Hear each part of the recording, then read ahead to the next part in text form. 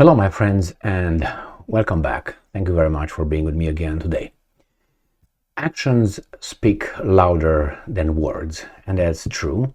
And when you help someone, you expect the other person, the ones that you help, to be grateful and show respect. Well, if that someone doesn't show respect and is not grateful, it's kind of two options. You have only two options. One, either that person is ungrateful or what you did was fucked up. Well, I'm talking about Iraq and United States of America. Iraq, the Prime Minister of Iraq is visiting Putin at this time, which nothing wrong with that. But he asks Putin to intervene and bring peace in the Middle East. He doesn't go to Washington to ask Al Capone, strange enough. I remember that Al Capone supposedly brought freedom and democracy after they destroyed their country. Isn't that true? And after they brought freedom and democracy and still have troops over there, these guys are so, ungrateful that they go to the enemy and they ask, hey, enemy, why don't you bring peace? Why don't you ask Al Capone to bring peace? Because it brought war, that's why. So let's read this little article from Russia Today, October 11th, 2023. Iraqi Prime Minister asks Putin to help resolve Israeli-Palestinian conflict. Kind of strange, and don't you think? Why is he not asking the Americans? Because he knows better. The Americans are not over there to make peace. The Americans right now are making sure that Israel is going to go and flatten Gaza up or off or whatever. That's why it's over there. It's like to keep everybody else until Israel bloodies the Palestinians.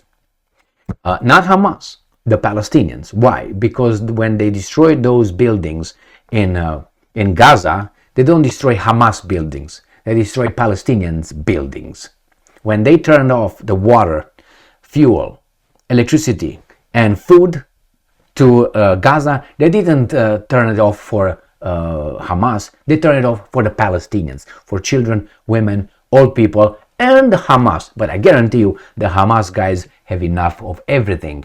The population will be hurt. They don't care. And the United States is part of that. Good job bringing freedom and democracy.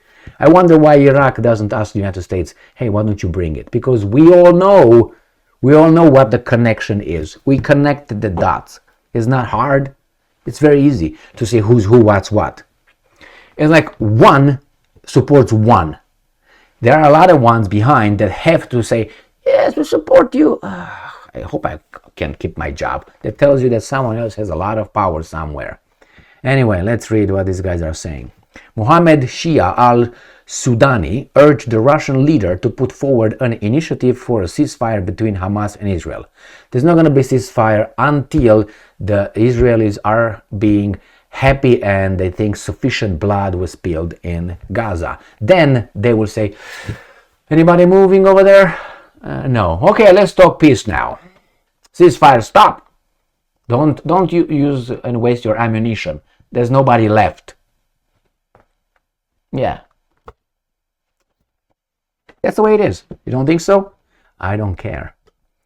Russia can use its position as a permanent member of the UN Security Council to help resolve the conflict. No, there were many resolutions in the UN Security Council that were telling Israel, you're not allowed, it's illegal to occupy those territories, to build settlements. You have to go back to your borders of 1967. Was that the one? They didn't give a fuck. Why? Because the United States vetoed a lot of garbage. And even if the Security Council was agreed with all that and implemented, became an international law, Israel said, how are you going to implement this?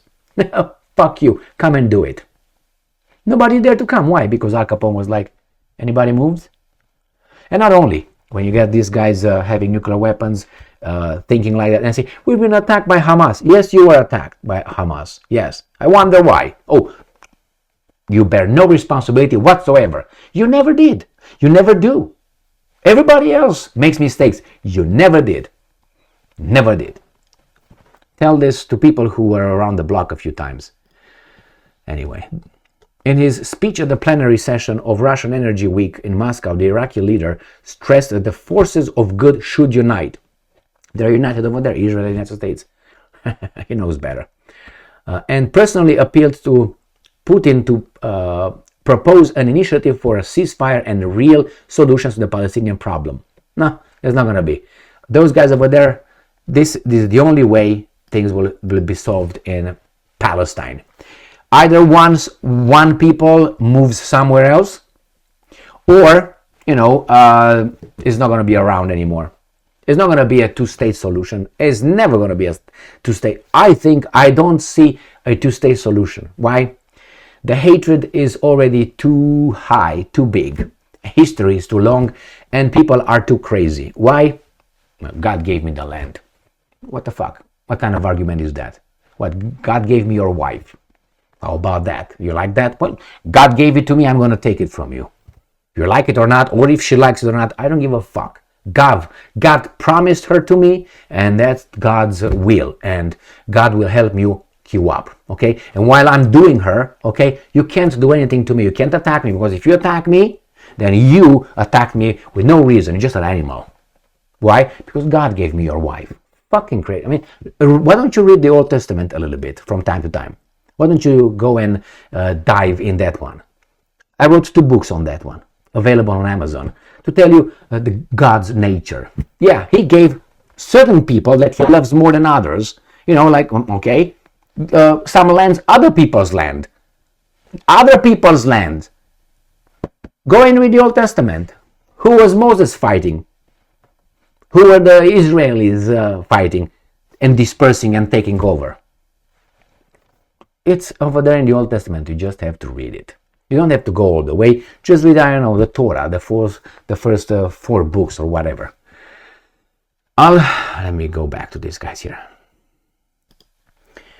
So, al-Sudani claimed that the consequences of the Israeli-Palestinian conflict are now hard to predict, as the Islamic world is seething amid the recent escalation. During the meeting, Putin argued that the conflict in Gaza ultimately stems from the fact that when the State of Israel was created, there was also a promise to establish a sovereign Palestinian state. So, promises made, promises kept on. Israel, and I'm quoting, as we know, was created, but Palestine as an independent and sovereign state was never created, end quote, Putin said. He added that over the years, Israel has also occupied parts of historically Palestinian territories, mainly with the use of military force. According to the Russian president, the Palestinian problem is currently within the heart of every person in the Middle East. And everything that has happened over the past several decades is perceived as a manifestation of injustice raised to some incredible degree. Well, again, Russia will play a role in settling the Israeli-Palestinian conflict. You can't. You can't because there's no will, no desire. And this is the goal. Get the Palestinians out, which is called, this and that, and build some big walls, isolate everybody from you. You don't isolate from everybody else, and that's it. They don't need it. Why don't they build a big wall, or maybe complete it, and I'm not sure, around Israel, about 100 meters high, paid by us, by Americans, and that's it. Built by, Eastern European labor, and that's it. Ukrainian labor, why not? So do that, get everybody out, keep it as a Jewish state, and you're a pure state.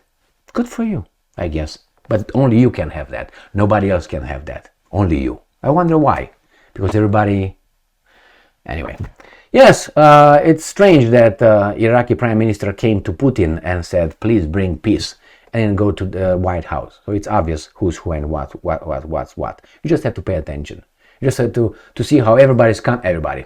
Certain people are activated, or they feel that they have to say something to keep their job, or to get some money, some donations and support from